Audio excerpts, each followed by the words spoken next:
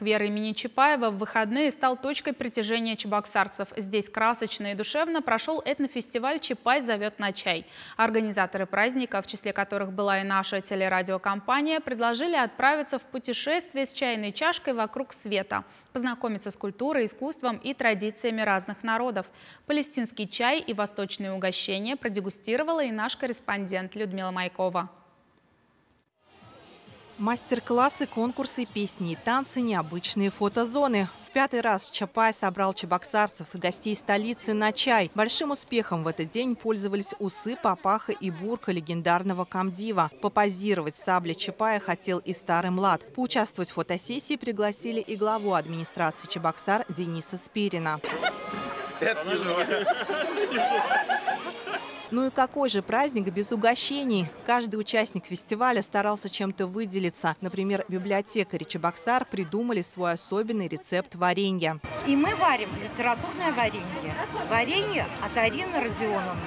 Яблочное варенье с корицей. Молодежь, волонтеры раздают чай с баранками, там, с пряниками. Я попробовала этот чай, но он вкусный. Оказалось, на дровах вскипяченная вода. Где такого еще в городе найдешь?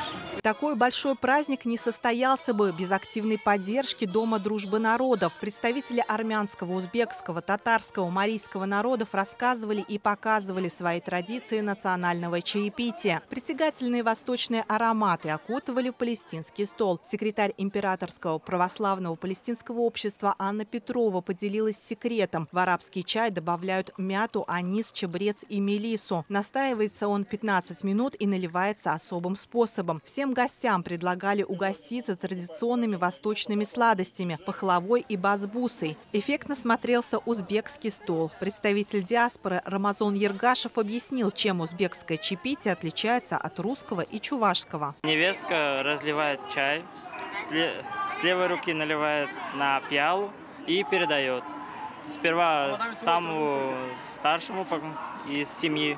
Это отец, скорее всего, маме, потом и мужу. Суфия Павлова родилась в Казани, а ее сестра училась в Чебоксарах. Девушка приехала в гости и осталась насовсем. Здесь встретила будущего мужа по национальности русского. Интернациональная семья живет в столице Чувашии с 1964 года, но татарские традиции не забывает. Без чего не обходится стол наших соседей. Сухофрукты, лимон. Масло на хлеб намазать, если пирогов нет, на хлеб намазать, масло с медом перемешают.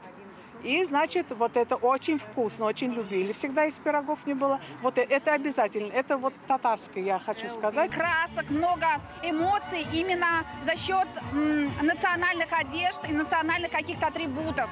Все это создает некий такой антураж. На десерт всем гостям Чапая подарили музыкальный подарок. Выступления артистов театра Рады из Гродно и ансамбля «Спиваночки» из города Торез стали ярким финальным аккордом этнофестиваля. Людмила Майкова, Вадим Владимиров, Вести Чувашия.